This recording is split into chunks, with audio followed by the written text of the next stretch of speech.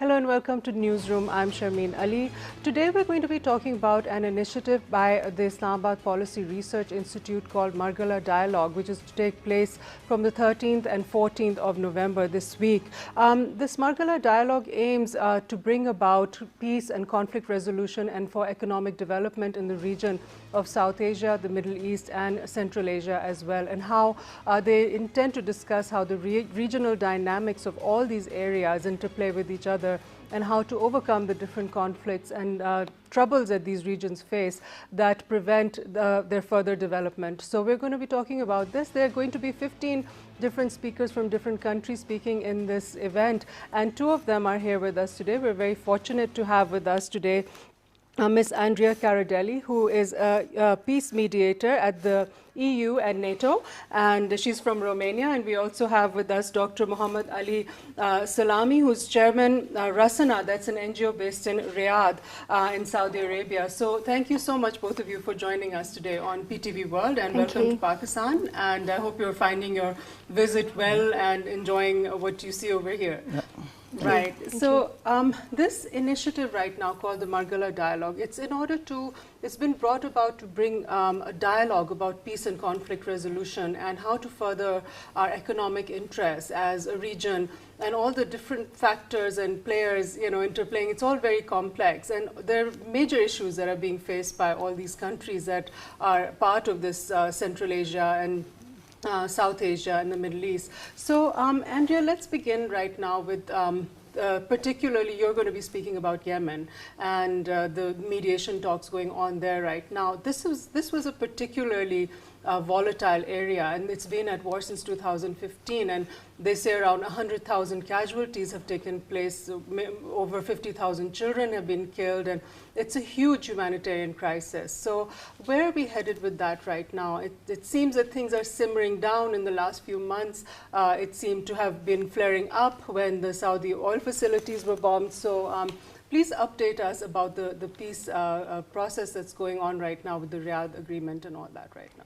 Thank you. First of all, thank you. It's great to be here in your studio, here in Pakistan, in Islamabad.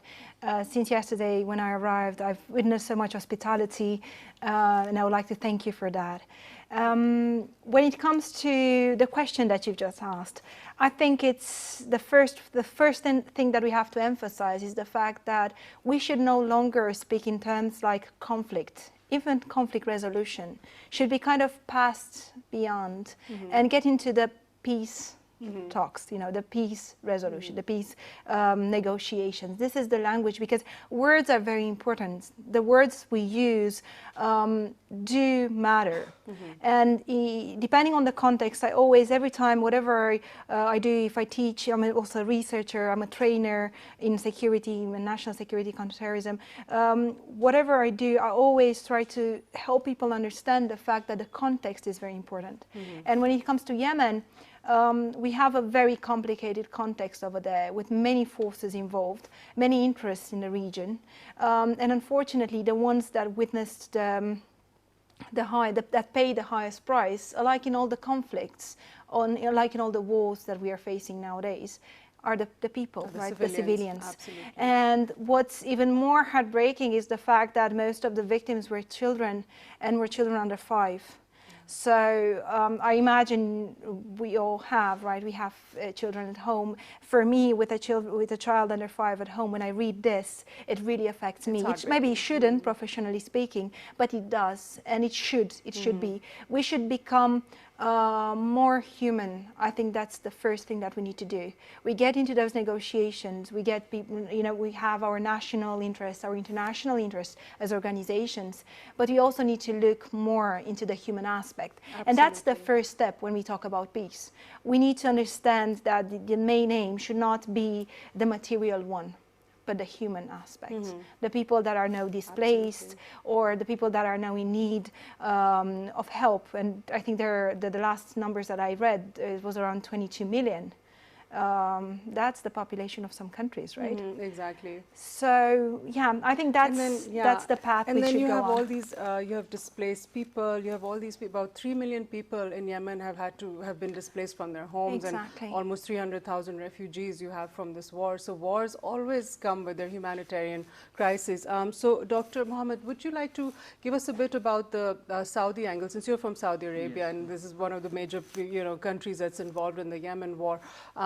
What is now going forward? What do you expect with this Riyadh agreement and the de-escalation of tensions and the attacks coming from Yemen and the Houthi forces there? What do you expect going forward?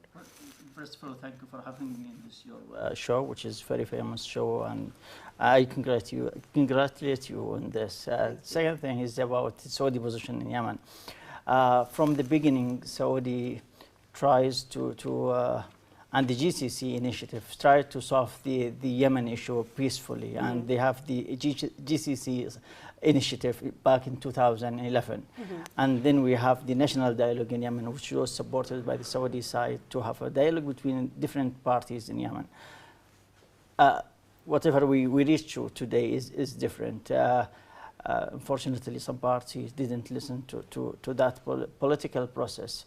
Right now, we had last week the Yemeni agreement between the two parties, the government and Aden, what was transitional government, they so called. And after that, one day after that, we had the news that there was a meeting between Saudi and some of the Houthis, Yemenis, who were in Riyadh for a dialogue, which I cannot confirm that, but that's what we have read in the news. Also, just this morning, we have news that the deputy of the Minister of Defense in Saudi Arabia, Prince Khalid bin Salman, met with the Sultan of Oman, which is, of course, another neighboring country with Yemen, and Oman is one of the important countries when it comes to the Yemeni issue. So it seems that there is a very good, positive development in the Yemeni front for a political solution. Of course, Yemen is our neighbor. We have had more than 3 million Yemenis work in Saudi Arabia, hosted by the Saudi, even before the war. And historically speaking, Yemen used to come to Saudi, even though they didn't need the visa, they didn't need resident permanent in Saudi Arabia. So, and we see Yemenis in our daily basis, details. Everywhere you go in Riyadh or other places, you can see Yemenis working with Saudis. So the best thing for us to solve this problem peacefully and to reach an agreement between different parties in Yemen. The only difficulty for Saudi is that we don't want to see another armed party in our southern border, like another Hezbollah, for example, in our southern border, because of the mountainous area. It's very difficult to control, so you cannot really, if there is attempt to cross those borders, it's very difficult to control, and that is the only thing we cannot tolerate. We want to solve problem. We want Yemenis, even the Houthis, to be part of the government. This is up to Yemenis to decide to be part of the political process in Yemen. But the only thing is Saudi is difficult with and facing difficulty with is to disarm those parties with the heavy weapons. And so that is, but I'm very optimistic on that, and the signals we have been receiving recently are very positive, and I'm hopeful that very soon, maybe, inshallah, we'll find a very good solution, both for the coalition, the Arab coalition, for Saudi Arabian, but mostly for Yemeni people. Right. Okay. Yeah. Hopefully there will be. Now, Andreea, you said something very interesting, that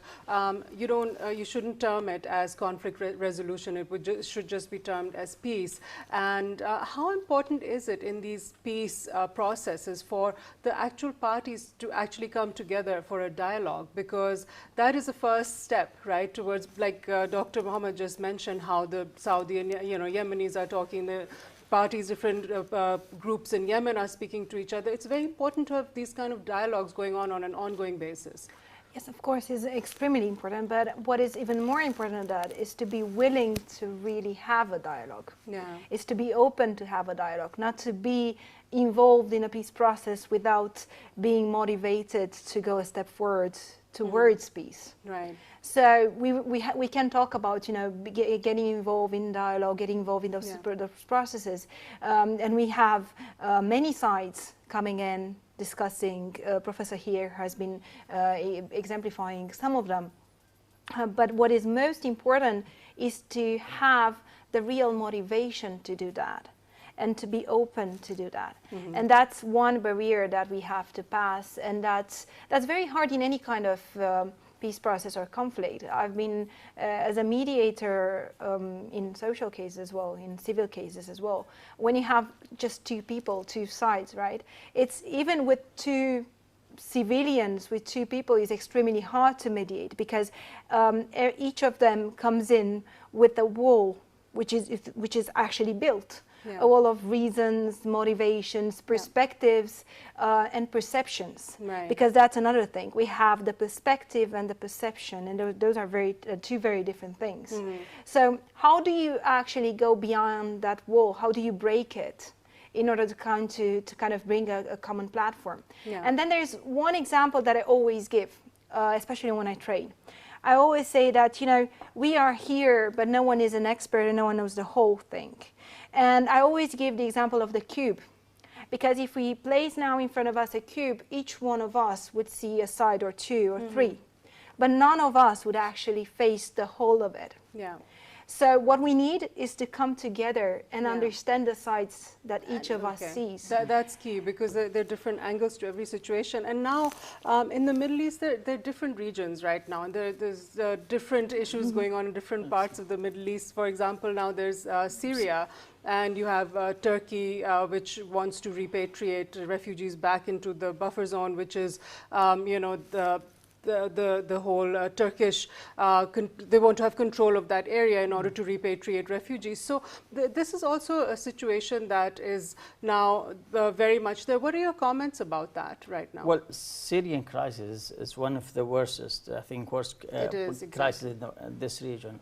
More than, I think, 600,000 people have been killed, and more than, I don't know, 12 or 13 million people were now refugees in different countries. So it's very difficult situation. In terms of Turkish presence in the southern east of Syria, people see it from different angles. People, of course, Turkey is talking about their, you know, security concerns, about ISIS, about PKK and other groups. So, but from the other side, it's another interference in the sovereignty of Syrian country, and the Kurdish people over there, right? Of course. So it is it's different. How do you look at it? It's difficult. I hope it's over even very soon, and I hope from Turkish government will look at it differently as well. Of course, I totally understand their security concerns, of course, but also it is just allowing themselves to interfere in the other country internal affairs without any invitation from the state is another issue, I think, from international perspective. So I think we should come to a conclusion solving that. Of course, the Syrian government has to be very strong regardless who is in the position. I know now it's the Syrian government is very weak at the Russian interference, the Iranian interference. It's just a mess in Syria. You cannot know with whom you can talk or to whom you can talk. So it's very difficult. And of course, the Arab League has a statement on that, according to the Turkish interference. Right. That was another huge humanitarian crisis, right, Andreea? Over the last few years, the war in Syria has just taken its toll, and we've seen so many refugees. And then you had President Donald Trump saying that, you know, they're going to allow Turkey to go, you know, and bomb the northern part of Syria. And then he said, no, we're not. And then it was just going back, and he was criticized a lot by his Congress and all that. Why did you sort of back out on your allies, etc.? So that became a very complicated situation, but it seems to be also hopefully settling down in the near future. It is. One of the reasons why it's settling down right now is actually Turkish, the Turkish intervention, the Turkish operation. It is actually I was kind of mostly attached to the Syrian conflict because I was there in Syria for 1 year just before the revolution. I was a student there. And since then, my focus actually has been Syria. My PhD research is on the Daesh phenomenon, starting from Syria, Iraqi, Syrian context, and moving up to Turkey, the way the phenomenon developed in Turkey and Europe. That is why I can definitely say that Turkey is one of the countries that has been affected by this conflict, mostly in the past years. And of course, as a country, it should not have stayed like it didn't stay as it is. You know, it cannot be static. They should have done something, and they did it. So no one can actually blame the intervention, any of the interventions that Turkey had. That's because it's defending your own borders. I was in Kuwait last week teaching border security. So I kind of looking from the security perspective, I do understand why Turkey does this, and its position is really well argumented. Then there's something else, and unfortunately the media sometimes sometimes it doesn't not have access to these videos or to this information, but it would be great if we have more images of the way Turkey has been involved in the region and the way they left the cities where they got in behind, because it's a very big difference. We have civilians getting back. We have like the region staying as it was. Like you wouldn't see the same amount of destroyment as you would see in other regions. So the different side of the story has not been seen from the Turkish side. They do take care of the humanitarian perspective of the civilian side, and they do in another conversation. It would be great to hear all the stories. We do have stories from the civilians that were there, and if you allow me for a minute, I would love to share one with you, because it really touched me. One of the children in the villages that were left behind by IPG, of course, when they left, they took with them all the water resources or the food, everything they found, because it was needed. So the families back there were left without any food, So the Turkish army, the Turkish soldiers come in, and they come into those villages, and they see those families, especially children that are hungry and thirsty. So the first thing they did, they opened their bags and they took everything they had and shared with the children.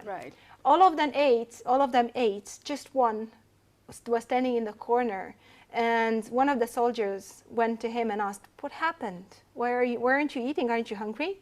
And he said, "Yes, but I swear Allah would actually forgive me if I die without eating, but I wouldn't forgive myself if I eat something from you when you need the strength to protect us." So a lot of stories of humaneness and all. And then you have the border towns of Turkey also, which are really affected because they're bordering with Syria. And then you're hearing about how refugees come and live there, and then they have to compete for jobs, and they have to accommodate all these new people. And then, the bombardments that go on, they actually go and affect those border towns as well. So do you have any comments on, the cost that it takes, on the lives of the people in those regions when you have such conflict? Of course, when there are some refugees in any country, of course, the state will suffer a lot. Of course, when it comes, for example, we have it in Saudi Arabia, when we have more than, I think, 1.5 million Syrians, more than 3 million Yemenis live in Saudi Arabia right now. Most of them are refugees, and the state has to take care of them. So, for example, you have to give them access to schools, you have to give them access to the universities, you have to help them finding jobs. So this is, of course, it's an important issue for any state, and of course, you have to take care of all families of those people, and of course health issues. So it's an important issue, of course, and the state has a very of course. And so when you have these conflict zones, those become sort of a breeding ground also for terrorist groups. Like we saw in Syria, there was ISIS, and then there was also like PKK attacking Turkey, and different groups acting, on their own within those conflict-ridden zones that we've seen in Afghanistan. Also, wherever there's conflict, you have more breeding ground for terrorist groups. So your comments on that? It's exactly like cancer. Cancer is an illness. The cancer cells, it's been proved that they can only develop in an acid environment, acidic environment. If you have an alkaline environment, then the whole system of the cancer cells is not going to be able to develop.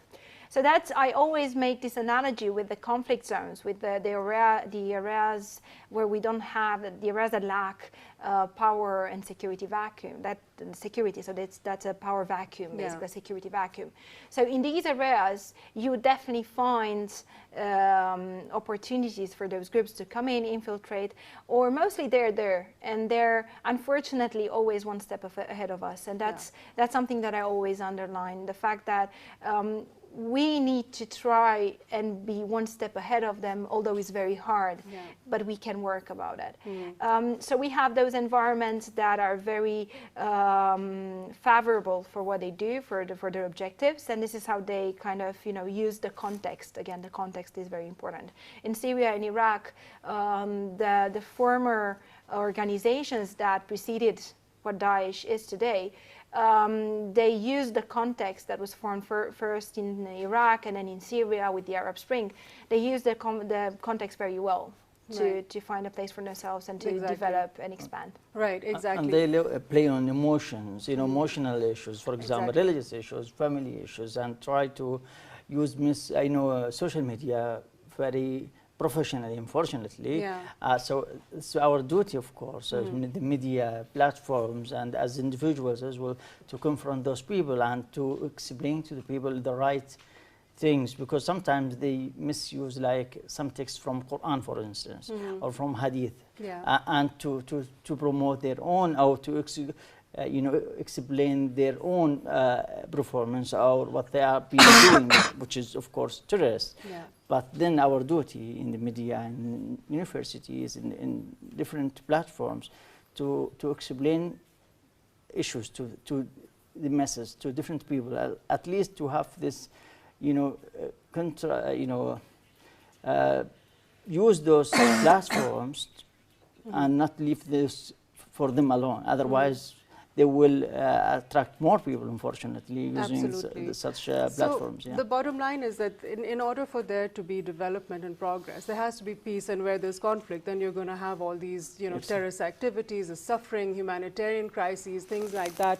So now, as far as the Middle Eastern region is concerned and its relationship with South Asia and Central Asia, what do you see going forward, in order to overcome the difficulties that the regions face and to enhance the sort of economic cooperation amongst the different countries? What do you think are going to be the major shifts that need to take place, Andreea? I think it's still early to give any, firm arguments on this. We are definitely in a very critical time. We are actually at crossroads. We can continue like this and destroy ourselves, because there's no conflict anywhere in the world that does not affect us. Even if it's not personally, even if you don't feel it directly, it does. So we can continue in this war of interests, or we can understand the fact that if we want this to end, we all need to share hands. And we all need to first think of the good of the humans, of the good of the civilians there, and then our own interests. And then all the power politics and things like that. And Dr. Mohammed, how important do you feel is an event like this, where you have all these, different people and minds coming together from all these different countries? I mean, there's 15 different countries, and they're discussing all the different, issues that affect their respective areas. How important do you think are events like this to bring people together? Well, that's very important for several reasons. One is just to understand the different perspectives of certain people to certain case. For example, when it comes to, in Pakistan, it's very important to know more about Kashmir issue. It's a very important issue for us in Saudi Arabia and the Islamic world when it comes to the Kashmir crisis. Also to the Middle East, to the Syrian, to Yemeni crisis. So it's always good to have such meetings in regular basis, to exchange ideas, to know more from each other, to explain our situation differently. Also, it's very good when we have different experts coming from different countries with very good experience in certain issues, and then maybe, for example, I look at certain issue from a certain angle, and then those people looking from different angles, then I can learn. Even I'm expert in certain issue, I can learn from the other people perspectives. The other issue is, I think it's very good opportunity right now to explore the areas. For example, when it comes to Saudi-Pakistan relation, and it's not only military, political, it's economy. Now we have very good revenue in Gabadir, port. So economy is it's a key issue. Right. To the question you asked before, to go over those problems, to have joint projects, economic joint projects, big mega projects. For example, and when do you see that the change in associations, for example, before the United States was a large player in the South Asia region, do you see all those dynamics changing, and there's more of a China and Russia kind of a regional bloc kind of emerging? Do you see it definitely? That way? Some people would say that. Yeah, definitely. With the CPAC, for example, project between Pakistan and China is a huge project that is has its own impact in other neighboring countries. Of course, China now is investing heavily in its presence in Saudi Arabia.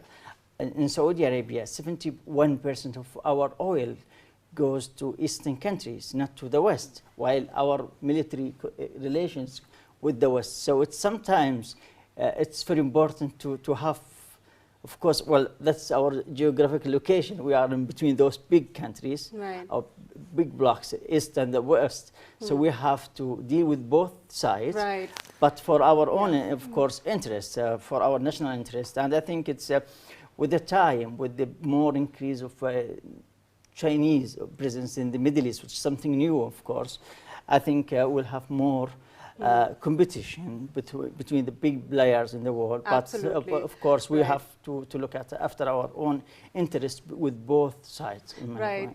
That's all the time we have for this session with you all. I hope we get more time to interact with you while you're on your trip over here, and enjoy the rest of your trip. Dr. Mohammed and Andrea, thank you so much for joining us on Newsroom. Thank you. Thank you for having us. After the break, we're going to continue our discussion about this Margalla dialogue, and we're going to speak to another guest of ours, but stay with us and we'll be right back.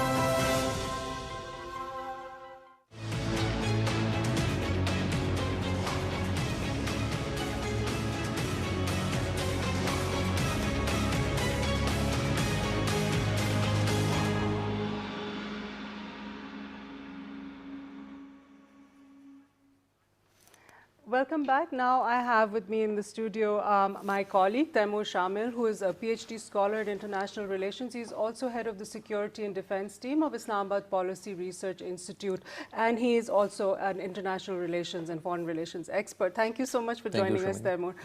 So now this particular event that's happening on the 13th and 14th of November, you're associated with the Islamabad Policy Research Institute. In today's geopolitical world, with everything that's going on, and all these countries now, this particular event called Margalla Dialogue focuses on what they've coined the term Samika region, Yes. with South Asia, Middle East, and Central Asia region. Right. If you have a look, they're all all the countries are interrelated. They're connected through their own relations and their alliances, etc. A lot of them are faced with conflicts, and they all have massive potential for economic growth. So, in your opinion, how important is such a dialogue to be taking place at this time? Absolutely, Sharmeen, and that is the basic idea.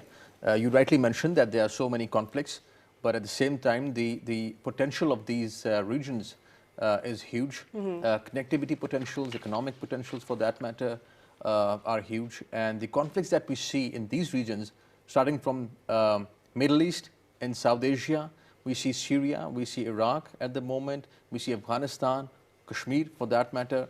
So there are a lot of conflicts certainly. And addressing these conflicts in an informed way, and also generating a debate, an intellectual debate on actually addressing these issues is very, very important. So Margalla Dialogue is aimed at generating an intellectual debate on the solution to all these issues that are going on at the moment.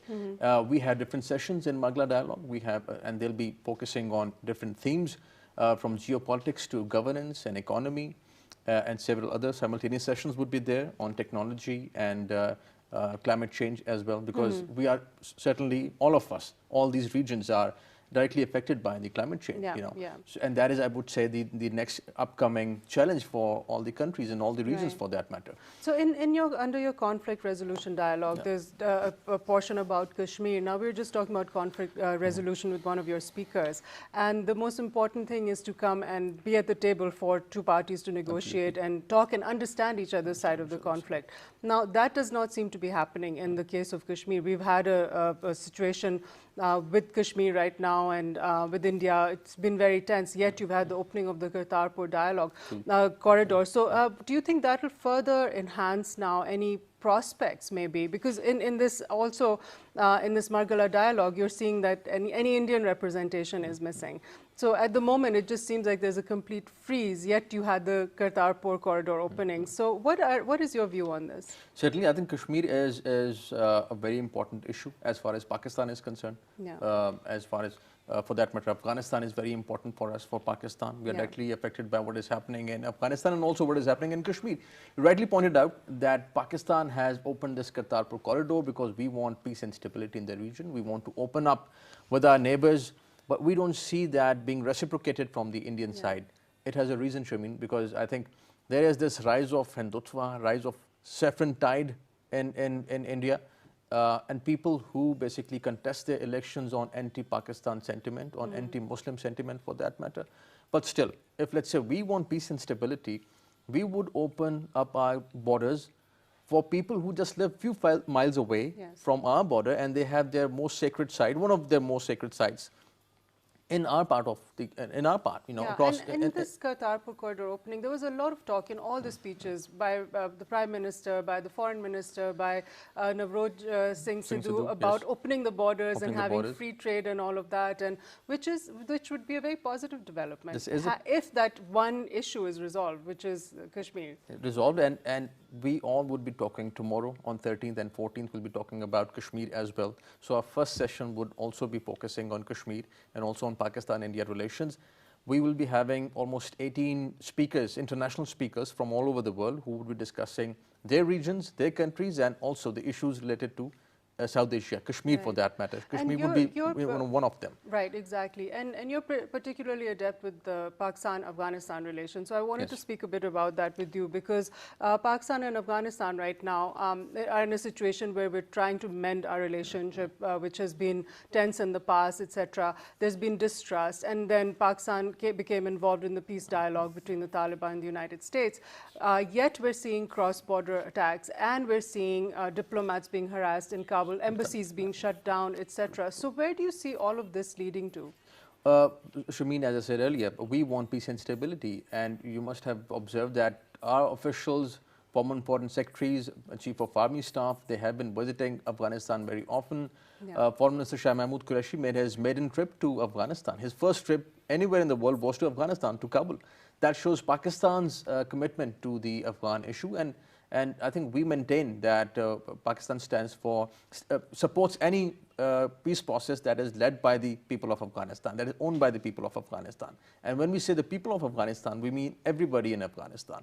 But the bigger issue, Sharmeen, is the political settlement, the political future of Afghanistan. And we have to see, because Margalla dialogue is going to be talking about the intra-Afghan dialogue, yes, and that whole process as well. We have speakers from Afghanistan who will be talking about the Afghanistan issue, because we think that we are here to listen to people from other parts, of the world. We want people from Afghanistan, from other countries, to be talking about their own issues and educating us about the way they see these issues, and also how collectively we can talk about these issues and we can find a way out. Right, exactly. So now, other than conflict resolution and geopolitics, let's come to that now. The changing power dynamics in the region, that's also going to be discussed over here, which is a very new and interesting sort of development in the region. You're seeing more of the influence of China, and also you're seeing Russia. So where do you think this is going to be going? I would say the alliances are taking place. We see new alliances in the region. We see new global alliances, for that matter. You're right that we see China rising. We also see that somehow China is posing an economic challenge to the United States. And strategically, we see Russia also posing some sort of a challenge to the United States. And their goals and their foreign policy designs in the Middle East, for that matter. We saw that in Syria. So talking about all these things and prospects of regional integration, we'll be talking about that in Margalla dialogue. We'll be having people from Russia, United States for that matter, China as well.